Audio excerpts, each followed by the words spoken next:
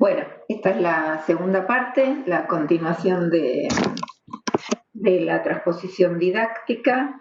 Voy a compartir nuevamente. No, eso no.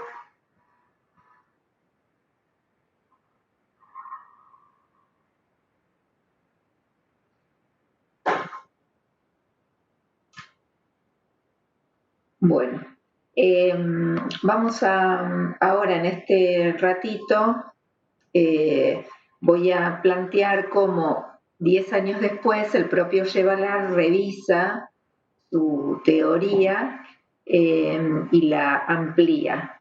La revisa desde una de las críticas más importantes que recibe es que no siempre lo que se enseña de matemática en la escuela responde al saber matemático. Entonces no es el saber sabio el que necesariamente se transpone, sino que puede ser el saber cultural o el saber legitimado, que era una de las críticas que habíamos mencionado antes. Entonces, en esta nueva perspectiva que se llama teoría antropológica de los saberes, teoría antropológica de lo didáctico, ahí hay un error, la TAD, se considera, Yevalar considera que la actividad matemática debe ser modelizada como actividad humana, por eso es una teoría, dice él, antropológica, porque estudia la vida de los saberes y que, digamos, plantea que las escuelas son un tipo de institución en donde circulan los saberes, pero que no son el único tipo de instituciones. Y plantea que los saberes nacen, o sea, hay una génesis, se transforman, hay cambios, evolucionan, que tienen su propia vida y que los objetos matemáticos viven en muchos tipos de instituciones. Entonces él va a plantear en esta nueva perspectiva que la didáctica de la matemática es una antropología del conocimiento, que va a considerarla como una actividad humana, por eso antropológica, de la vida de los saberes. Y esos saberes viven en muchas instituciones diferentes. El hecho de considerar que los saberes viven en muchas instituciones diferentes modifica sustantivamente esa idea de que los saberes vienen de las matemáticas sabias, como si las matemáticas sabias fueran una institución superior que tuvieran la verdadera matemática y que fuera transformándose y deformándose cuando sale de las matemáticas. ¿Se acuerdan que decíamos hace un rato? Ese saber sabio se transforma para entrar a la universidad, se transforma para ir a los profesorados, se transforma en los libros, se transforma en el currículum. Y en esta nueva teoría él va a decir, no es del saber sabio al saber enseñar, sino que es cómo viven los saberes matemáticos. Y no nacen siempre en las matemáticas, sino que pueden nacer en distintos tipos de instituciones y vivir en distintos tipos de instituciones. Entonces, una síntesis sería de esta idea es, los saberes nacen, viven y se transforman en distintas instituciones. Y cada vez que se van a mudar, es un término mío, cada vez que se van a mudar de una institución a otro tipo de institución, tienen que cambiar y se van a adoptar. Entonces va a haber procesos de transposición cuando se van de una institución a otra. Vamos a suponer que nace un objeto matemático en el mundo de la computación. Cuando ese saber matemático que nació en el mundo de la computación va al mundo de las matemáticas, se transforma. Y cuando va al mundo de la ingeniería, se sigue transformando. Y no necesariamente es del mundo superior de la matemática al inferior de todas las otras instituciones, sino que en las instituciones circulan las matemáticas de manera diferente porque la función que cumplen es diferente. Entonces, las matemáticas viven más allá de la disciplina matemática y no solo en ese saber sabio. Y la transposición didáctica engloba toda la manipulación de los conocimientos matemáticos. Y la TAD, que de ahora en más voy a nombrarla como la TAD, Teoría Antropológica de lo Didáctico, estudia las relaciones entre las instituciones que se vinculan con el saber. Entonces lo que va a plantear ahí, un error de redacción también, disculpen. Entonces lo que va a plantear Chevalard es que las personas tienen una relación con el saber. Hay una relación de un sujeto con un objeto. Hay una relación institucional de una institución con ese objeto. Entonces, yo puedo tener mi vínculo con las fracciones, pero ese es un vínculo personal, pero después está el vínculo de las instituciones con las fracciones. Por ejemplo, la escuela primaria tiene un vínculo con las fracciones y las escuelas secundarias tienen otro vínculo con las fracciones. Entonces lo que va a plantear es que hay continuidades y tensiones. Por ejemplo, las fracciones, como viven en la primaria y como viven en la secundaria, hay un choque, una ruptura. O si mi vínculo con las fracciones es un vínculo que choca con la escuela en la que yo trabajo, también va a haber, con el vínculo que la escuela tiene con las fracciones, entonces también va a haber tensión. Por ejemplo, si yo trabajo en una escuela donde definen las fracciones como la relación entre el numerador y el denominador y las propias de las aparentes, y yo tengo otro vínculo con las fracciones, va a haber un choque. Entonces, esto es como una perspectiva un poco más, no sé, es personal este adjetivo, es más democrática y más horizontal de las relaciones con el saber que tiene el mundo de la cultura y, digamos, considerando que cada persona y cada institución y cada tipo de instituciones tienen un vínculo con los objetos matemáticos. Entonces se amplía el concepto de la transposición. Antes, en la transposición didáctica de los 80 de Chevalard, la disciplina era el saber sabio. La noósfera, que eran todos los que se ocupaban de tomar las decisiones sobre la enseñanza, se ocupaban del saber enseñar. El docente del saber era el responsable del saber enseñado y el alumno del saber aprendido. Pero era como una escalerita que va bajando de arriba, la disciplina, a la noósfera, al docente y por último al alumno. En cambio ahora es, los saberes nacen, crecen en lugares determinados, las necesidades sociales hacen que los saberes se deban vivir en otros lugares y entonces se transforman para poder ir a vivir a otra institución. El nuevo objeto de estudio, la didáctica de la matemática, para él ahora es la ciencia del estudio de las matemáticas. ¿Por qué? Porque cada tipo de institución estudia esa porción de las matemáticas y la usa de una manera diferente. El objeto de la antropología de las matemáticas ya no son las matemáticas ni la enseñanza de las matemáticas, son las prácticas sociales matemáticas o las prácticas sociales con matemáticas. Por ejemplo, el artículo de Carrajer, que fue escrito muchísimo antes de esta perspectiva, o no sé si muchísimo antes, pero no la usa, uno podría considerar son prácticas sociales las de esos niños con matemáticas. Ellos compran y venden usando matemáticas. Mi investigación donde estudio, la tesis doctoral donde estudio cómo son las matemáticas de los adultos no alfabetizados que trabajan, bueno, uno podría hablar de las matemáticas de los albaniles, de las matemáticas de otras instituciones, disculpen que me olvidé de apagar el celular. Cada una de esas instituciones entonces tiene prácticas sociales en las que usa las matemáticas. Entonces, la antropología de las matemáticas o la antropología de lo didáctico estudia cómo la humanidad hace matemáticas, cómo la humanidad produce matemáticas, cómo la humanidad usa, enseña, transpone matemáticas.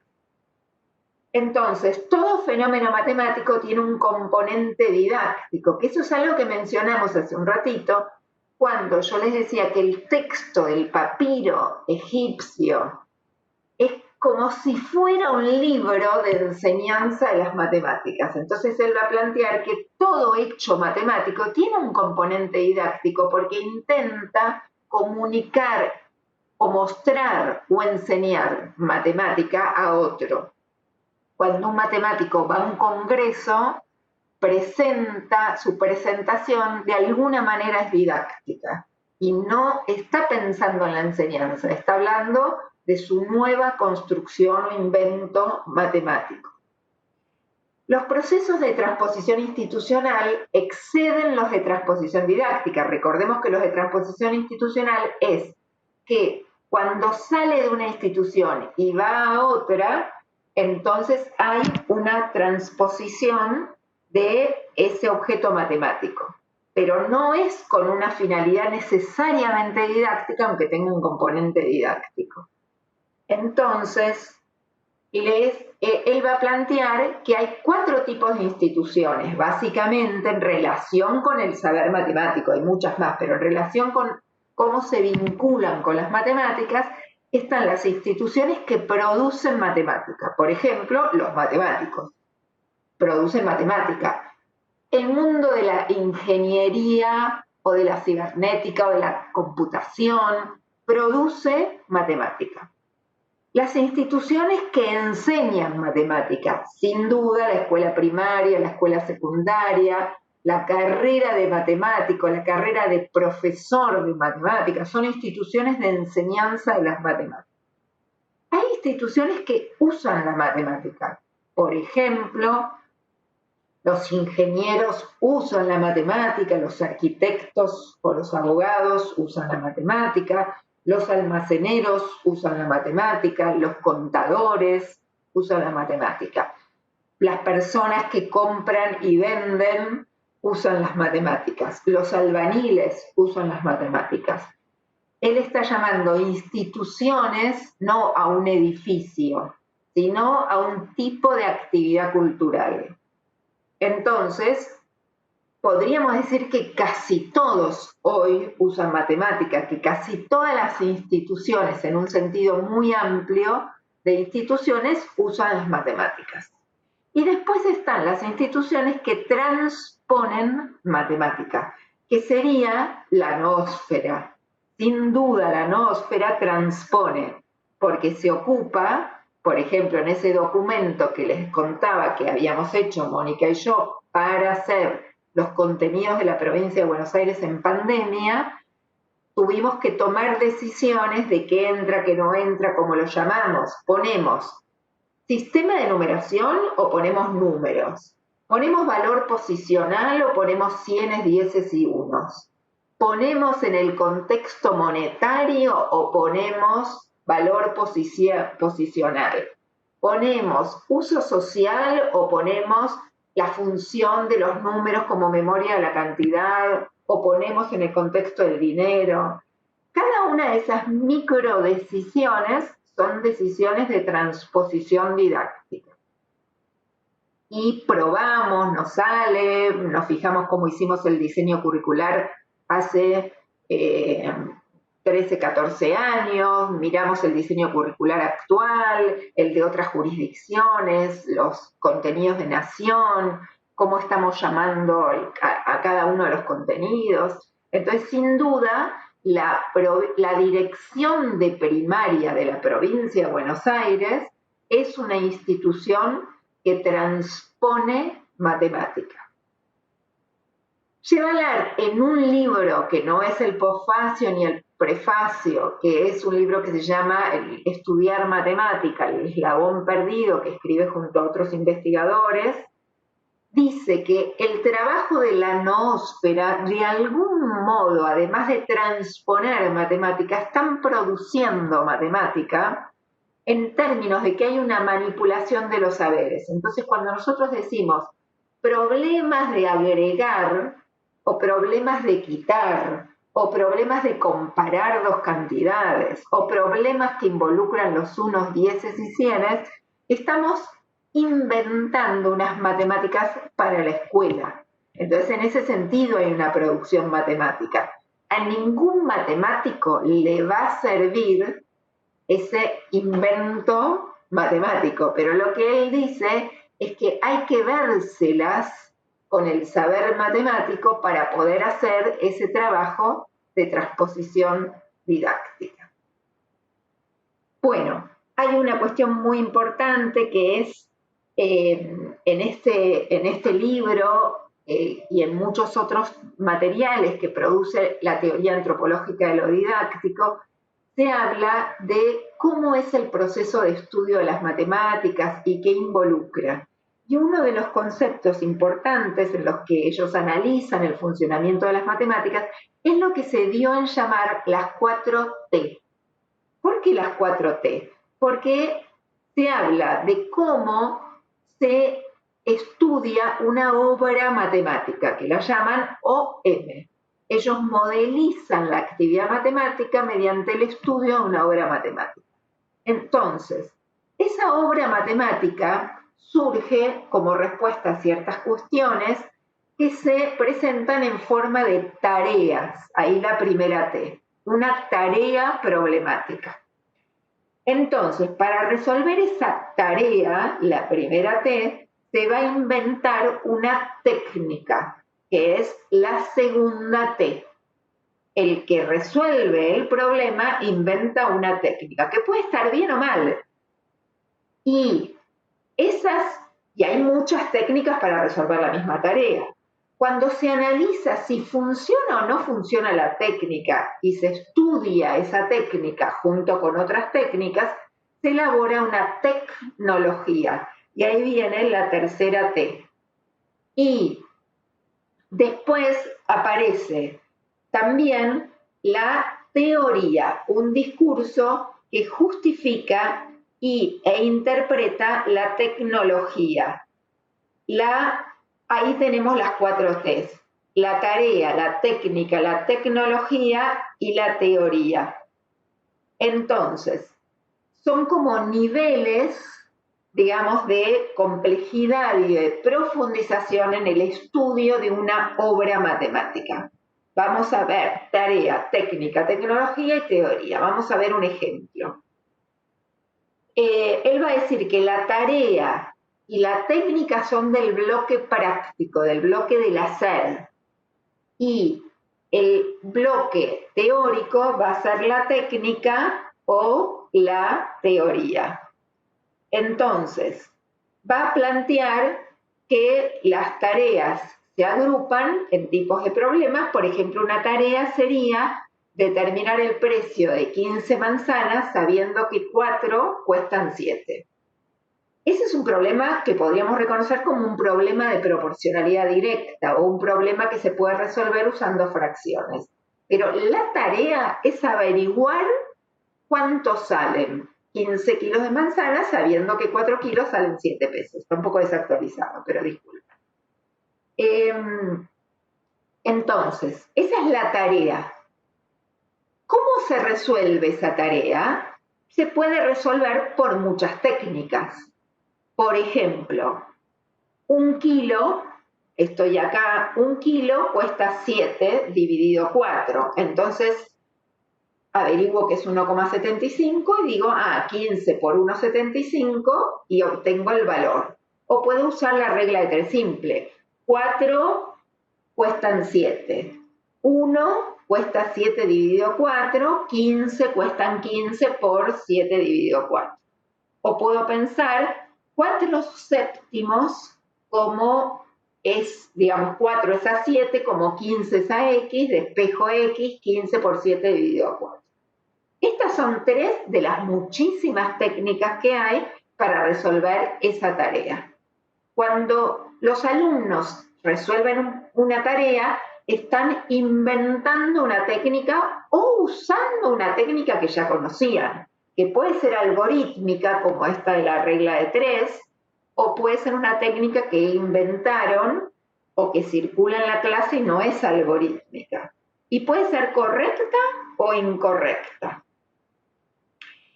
Cuando se analizan las técnicas, se está en el nivel ya no práctico, sino en el nivel más del saber, de análisis del saber. El trabajo sobre la técnica implica cuestionarla, generalizarla, ver si sirve para todos los casos o no.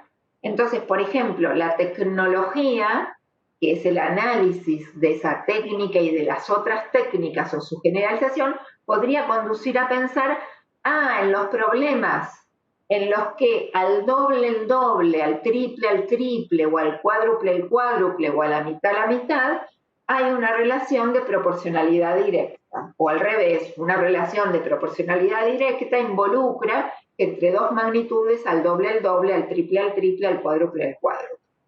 Y entonces eso implica un análisis más explicativo que haber resuelto mediante una técnica un problema. Ya implica comparar técnicas, analizar técnicas. Entonces, a la vez, cuando esa tecnología no es suficiente, hace falta justificar y explicarla y fundamentarla. La teoría suele estar implícita, ya son el nivel de los postulados, de los axiomas, de los fundamentos, de las definiciones, y por ejemplo, cuando se puede decir teoría, una razón es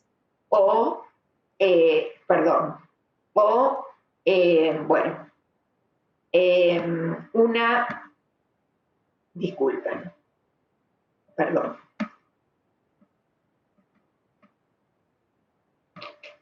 Bueno, sin la diapositiva, cuando se dice que se formaliza esa tecnología, se construye una teoría.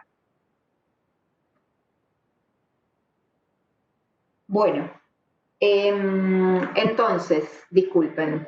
Entonces, la teoría sería, por ejemplo, definir qué es una razón es, una proporción es, una magnitud es.